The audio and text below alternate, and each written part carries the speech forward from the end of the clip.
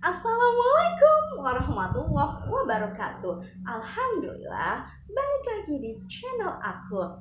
Video kali ini aku masih tetap akan bicara dan membahas hal-hal yang berkaitan dalam pergaulan rumah tangga. Mudah-mudahan video ini bermanfaat khususnya untuk siapapun yang nonton video ini, dan kalangan ciwi-ciwi cantik yang sudah nikah maupun ciwi-ciwi cantik yang belum nikah bisa mengambil manfaat dari video ini. Oh ya, untuk kualitas video yang lebih baik, jangan lupa kalian klik atau sentuh titik 3 di atas, lalu klik kualitas video, lalu klik lanjutan, dan kalian pilih resolusi tertinggi atau terbaik menurut kalian. Oh ya, jangan di skip ya, biar gak gagal paham dan informasi atau input yang kalian dapat itu lebih seimbang dan benar-benar bermanfaat. Amin. Dan jangan lupa di like dan subscribe dan nyalakan loncengnya, karena subscribe itu gratis. Oke guys, langsung aja. Aku itu habis beres-beres buku. Nah, aku nemu buku ini. Ini tuh buku aku beli di tahun 2018 ya. Aku kasih nama. Terus aku langsung baca aja. Nah, ini tuh buku aku beli di Gramedia Cinere ya.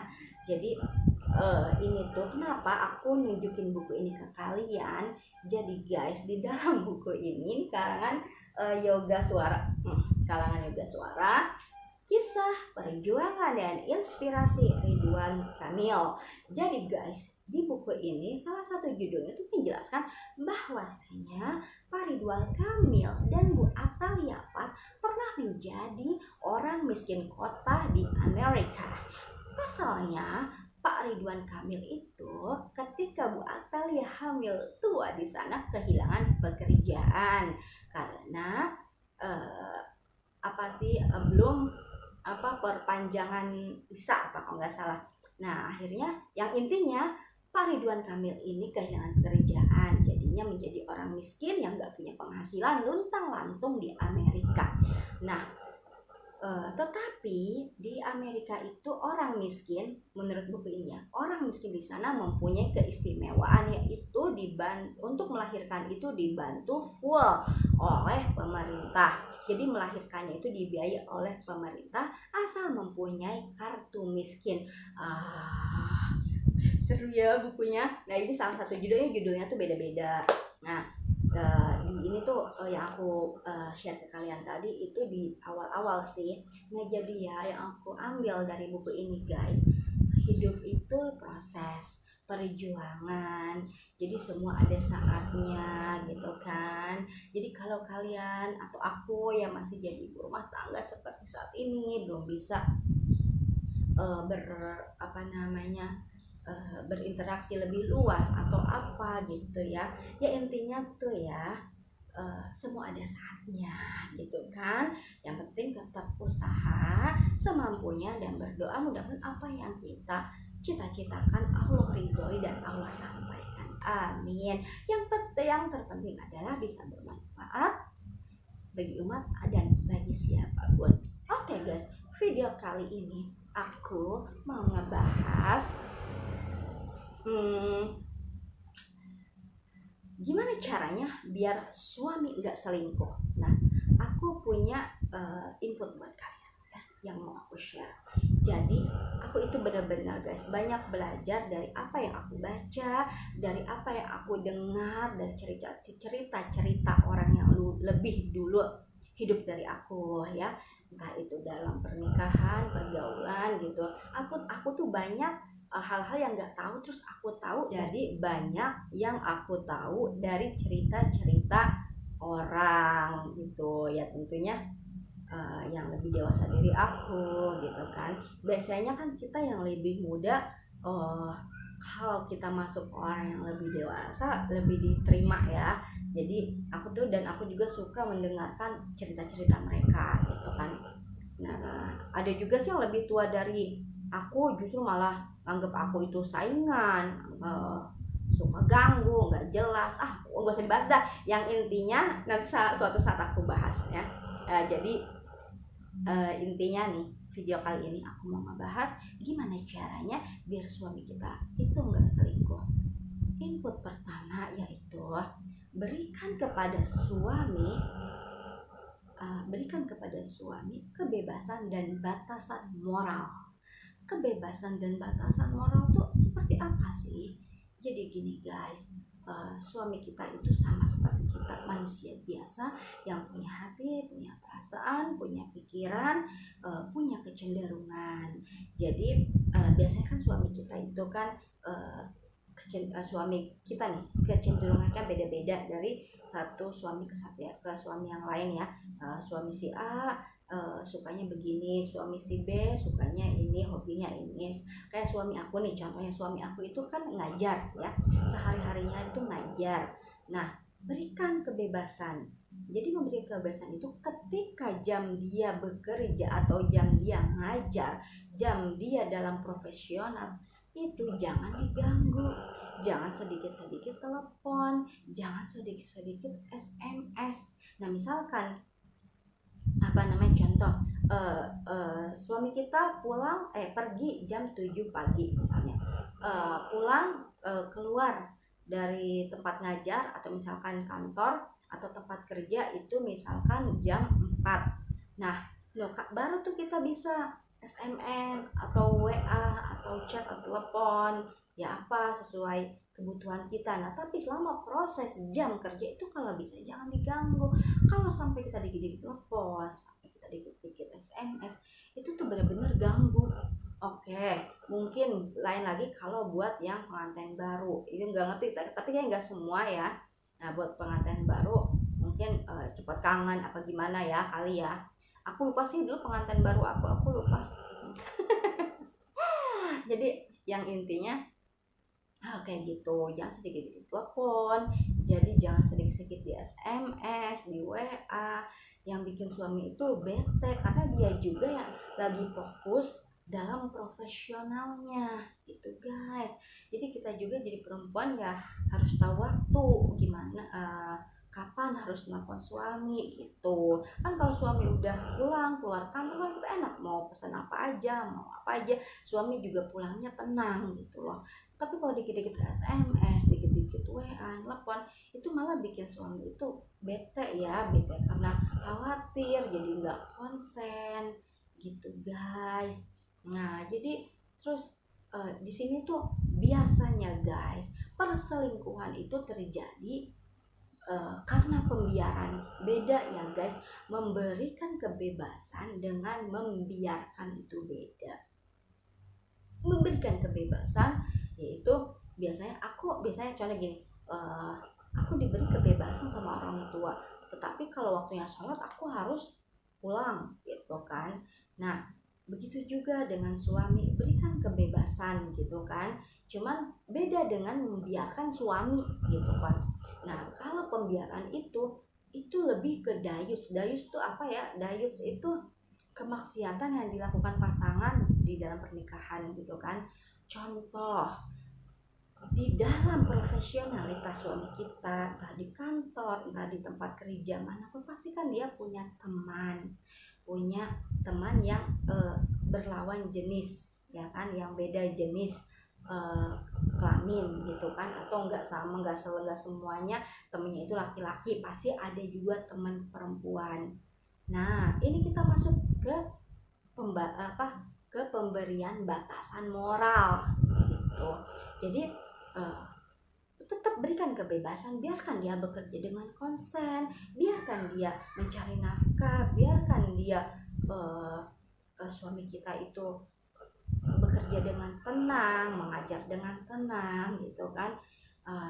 Tetapi berikan batasan moral. Contoh, jangan biarkan suami kita bergaul dengan lawan jenis lain yang bukan muhrim di luar profesionalitas. Nah, itu paham gak sih guys? Paham ya? Jadi uh, jadi guys, memang dalam salah satu ajaran agama tidak boleh laki-laki dan perempuan yang bukan muhrim itu berdua-duaan, karena yang ketiganya kuntilanak, ya kan. Nah, jadi itulah, itu diberikan batasan moral berdasarkan ajaran agama. Tetapi ulama bersepakat laki-laki dan perempuan boleh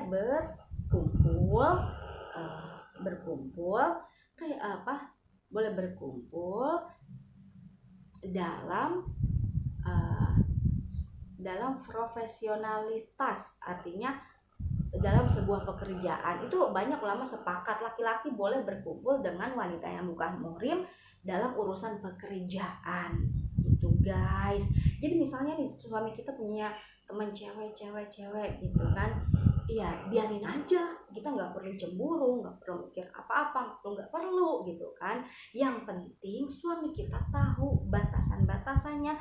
Nah, kalau suami kita belum tahu, ya kita kasih tahu gitu kan. Nah, jadi suami kita bergaul dengan lawan jenis yang di dalam pekerjaan itu cukup dalam hal pekerjaan. Di luar pekerjaan, di luar profesionalitas, dah gak boleh ya. Makanya contoh aku itu guys, mengharamkan suami aku membonceng teman perempuannya atau siapapun perempuan yang bukan muhrim. Haram, aku bilang kayak begitu. Nah, tetapi kalau dia ngebonceng teman laki-laki ataupun siapapun gitu kan ya, laki-laki entah kecil besar ya, dan yang penting dia kenal, mau dia tolong, mau dia bonceng tuh sampai ujung Monas gitu ya, sampai mana kayak silahkan, nggak ada masalah gitu kan. Soalnya guys, jadi ini tuh aku nggak berlebihan sih, emang ini apa adanya. Jadi suami aku itu emang baiknya tuh bawaan orok gitu ya guys ya. Jadi sama siapa aja baik gitu kan, sama setan juga baik kali, sama kuntilanak juga baik, yang penting bentuknya manusia. Jadi nggak pernah gitu punya pikiran macam-macam gitu kan. Tetapi kan nggak benar juga kalau terlalu los, kalau terlalu dibiarkan gitu kan.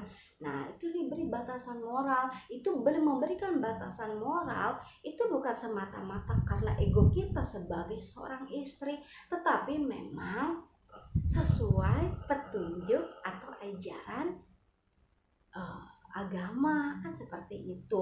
Ini aku bukan sok pintar dalam agama ya, aku salah seorang pribadi yang berusaha mengambil apapun keputusan, bersikap apapun melalui ajaran atau melihat ajaran agama sebaiknya seperti apa.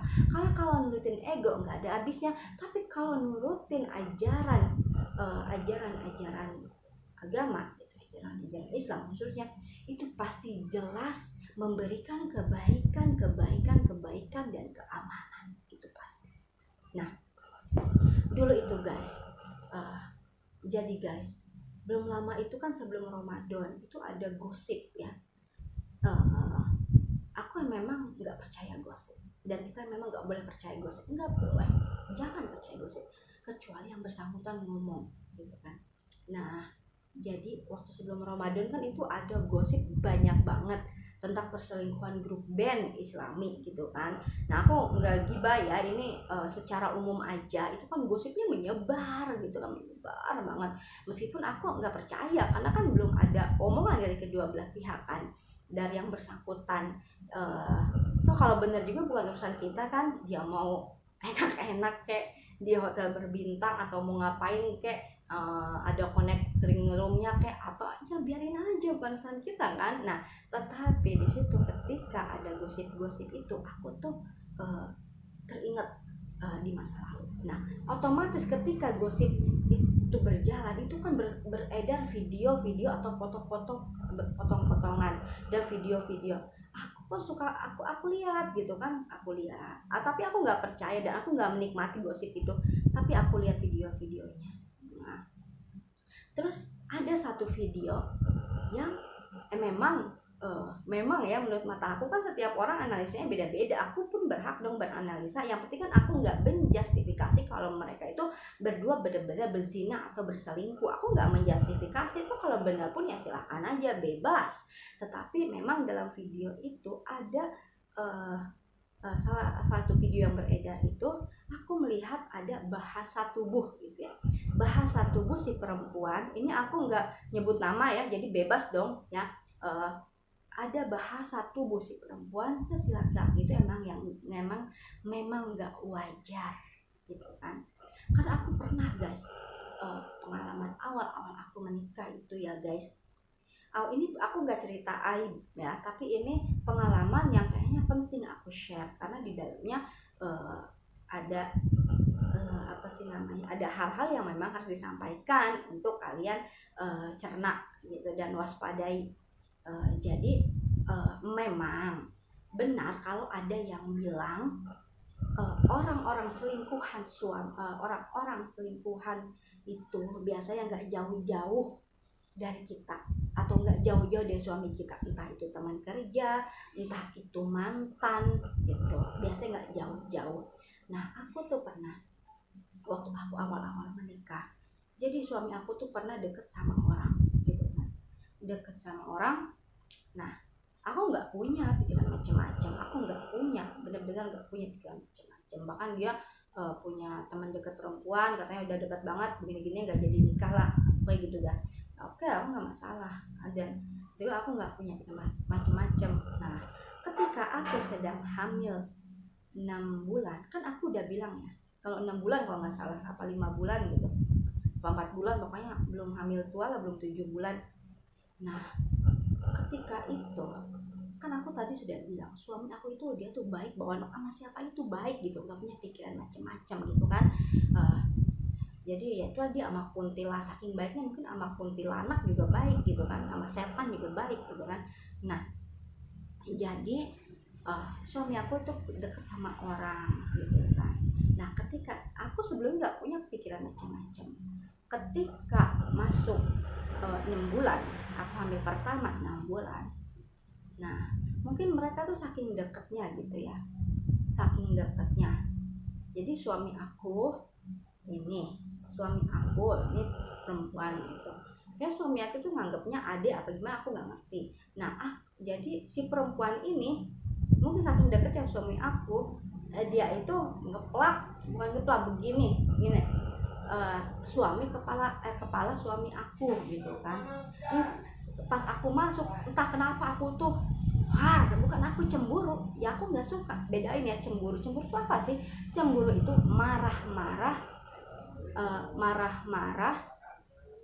yang nggak jelas, marah-marah tanpa alasan gitu kan, itu cemburu. Kalau aku nggak gitu kan, aku selama pernikahan aku hampir nggak pernah cemburu, karena aku kalau apa-apa nggak suka ya aku ngomong tuh. Aku nggak suka, contoh, aku nggak suka tuh gerbang deket-deket atau nempel-nempel saya sama fiber. Nah aku ngomong. Nah ketika itu aku hamil, bulan hamil sampai aku melahirkan, aku cuma ngegenak gitu dalam ini, nggak suka, pokoknya nggak ngegenak, dan belum aku ungkapkan. Karena kan aku tuh nikah sama suami aku itu kan belum lama ya, belum kenal lama gitu, kenal 3 bulan nikah gitu kan. Nah jadi banyak awal-awal aku menikah itu banyak yang aku simpan di dalam hati karena takut salah dong. Nah memang awal-awal juga aku tuh takut dosa, takut melawan suami kayak gitu-gitu. Nah sampai akhirnya aku melahirkan setelah anak bayiku, pokoknya aku udah sekarang kan operasi setelah bayiku berapa bulan, pokoknya aku udah sehat ya, entah bayiku 7 bulan, 8 bulan, 9 bulan, baru aku ungkapkan tuh yang masalah yang terjadi di waktu aku hamil 6 bulan ada. Nah terus suami aku bilangnya, ih dia mah masih keponakan, ih dia mah masih ini, ih dia mah masih apa, anak kecil, bilangnya kayak gitu. Dia mah anak kecil begitu. Terus aku bilang, please ya, setan itu nggak ngelihat dia anak kecil, yang jelas dia itu udah balik, udah udah menstruasi, udah head, aku bilang kayak gitu kan. Terus keponakan dari mana gitu kan, keponakan jauh nih.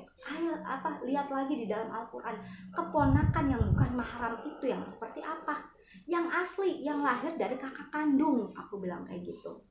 Nah, dan pelajari yang lainnya, keponakan yang mana aja yang bukan mahram, yang haram dinikahin, kan dia nggak termasuk di situ, berarti halal.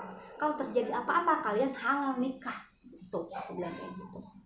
Nah, jadi aku bukan cemburu dong, aku mengutarakan biar kita tuh sama-sama tenang dan nggak terjadi. Jadi aku nggak membiarkan suami aku itu terus-terusan deket dengan yang bukan muhrimnya gitu kan. Ya namanya di kampung ya, aku juga kalau ke Aceh ya diajak ke Aceh sama bapak aku, dari jam 7 pagi, dari jam sampai jam sore gitu kan, kerjanya kan satu rahmi, semua kan dianggap saudara, semua bilangnya aku keponakan mereka padahal aku nggak kenal. Nah gitu. Jadi yang intinya guys, intinya itu ya mungkin tuh keponakan yang jauh pokoknya jauh gitu kan, bukan keponakan yang dalam Al-Quran gitu loh, yang bener-bener bukan mahram, yang haram. Orang sama keponakan aslinya aja nggak sedekat itu kok, biasa-biasa aja. Sama ini, sama adik anaknya ipar aku nggak sedekat itu, ini apa keponakan dari mana gitu kan.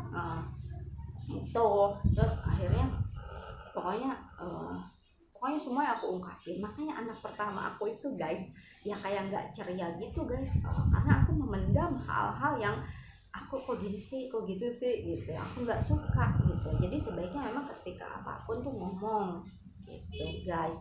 Jadi intinya guys, jadi perselingkuhan itu terjadi itu bukan karena membebaskan gitu kan, tetapi karena pembiaran. Kita bebaskan dalam hal-hal yang benar gitu kan, jangan dikungkung gitu kan. Nah itu tadi, berikan batasan moral, lihat sandarannya Al-Quran dan hadis. Mana orang-orang yang nggak bisa dinikahin itu mana, dan mana yang bisa dinikahin gitu. Yang nggak bisa nikahin bukan mahram itu ada kan di dalam Al-Quran, siapa salah satunya keponakan yang langsung, keponakan kandung yang langsung dari anak, dari kakak. Nah itu bukan mahram gitu. Jadi ya itu maksudnya haram dinikahi gitu kan.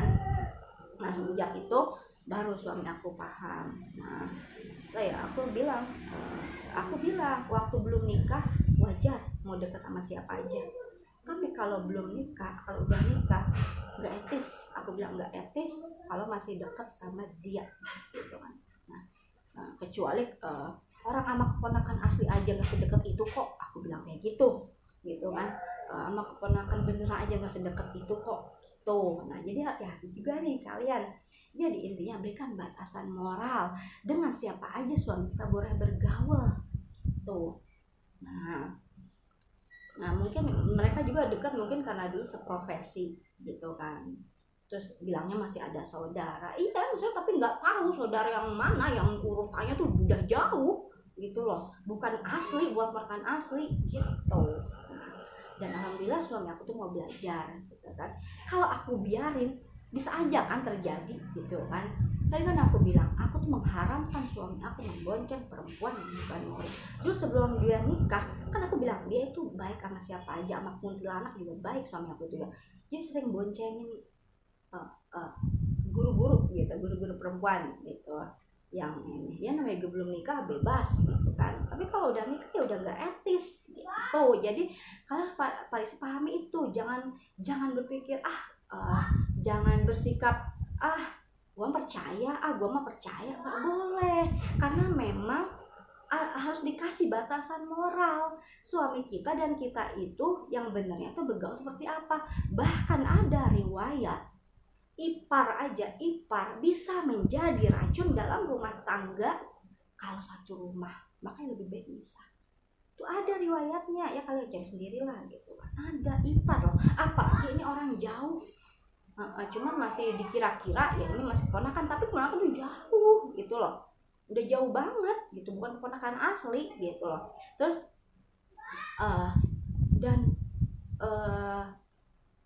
aku juga pernah ketemu di satu tempat makan gitu. Di satu tempat makan aku tuh pernah ketemu dua cewek ya, aku kira tuh mereka belum nikah. Jadi ceritanya gini, di satu tempat makan, aku cuma sama bayi aku. Ini kejadiannya tuh belum lama, pas sebelum puasa lah, sebelum Ramadan. Jadi aku makan di satu tempat gitu kan. Aku naruh anak aku di tempat balita, terus dua perempuan di samping aku. Aku selesai makan, aku mau cuci tangan, terus aku bilang ke dua perempuan itu, Mbak, aku minta tolong ya sebentar aja, nitip bayi aku mau cuci tangan gitu. Oh iya iya iya, dia bilang gitu. Oh iya iya iya. Nah setelah aku selesai cuci tangan, mbak-mbak itu tanya ke aku, apa yang namanya, anaknya berapa bulan gitu. Aku bilang 6 bulan gitu. Oh anakku mah baru 2 bulan gitu. Oh ya gitu, anak pertama, iya anak pertama. Terus dia langsung ngomong, malah udah gak ada bapaknya. Aku nggak niat kepo ya. Aku tanya, tapi aku tanya sebagai, kok nggak ada bapaknya? Aku pikir kan meninggal. Aku tanya, kenapa meninggal? Enggak kak, selingkuh. Selingkuh? Iya kak, aku tuh udah nikah. Yang satu ini teman aku juga udah nikah, tapi belum punya anak gitu. Kita tuh sama-sama udah cerai. Aku pikir belum nikah, soalnya badannya masih bagus banget. Aku bilang kayak gitu, kayak belum pernah hamil. Kan yang satunya sehat, gembur gitu kan, gemuk gitu. Yang satunya langsing, yang ngomong sama aku tuh yang langsing gitu kan. Nah, ya Allah, kira aku belum punya anak, belum apa gitu. Terus intinya cerita yang lebar gitu kan. Yang intinya suaminya itu selingkuh dengan teman mereka. Nah, jadi aku menyetuk aja. Biasanya sih emang kayak gitu ya. Orang-orang yang diselingkuhin tuh nggak jauh-jauh sih, aku bilang kayak gitu. Kalau nggak temen ya mantan gitu kan. Makanya sahabat itu bullshit, aku bilang kayak gitu. Bener tau kak, bener dibilang kayak gitu. Iya, sahabat tuh bullshit, bohong gitu kan. Terus iya, padahal itu cewek deket banget loh kak sama aku, sama suami aku, nggak nyangka tuh. Nah terus guys, aku juga, jadi intinya perselingkuhan iya, tapi karena dia nggak memperjuangkan ya, pokoknya nggak mau tuh yang isinya ketika dari hamil 4 bulan suaminya udah selingkuh, udah ditinggalkan sampai lahiran juga. Enggak, pokoknya ya Allah aku nggak udah mati. Aku tuh sedih ya dengarnya. Aku kalau jadi dia enggak ini dia nggak kuat saya. Jadi intinya guys, harus memberikan batasan moral. Aku nggak menyalahkan dia. Oh kamu nggak membatasi suami kamu sih,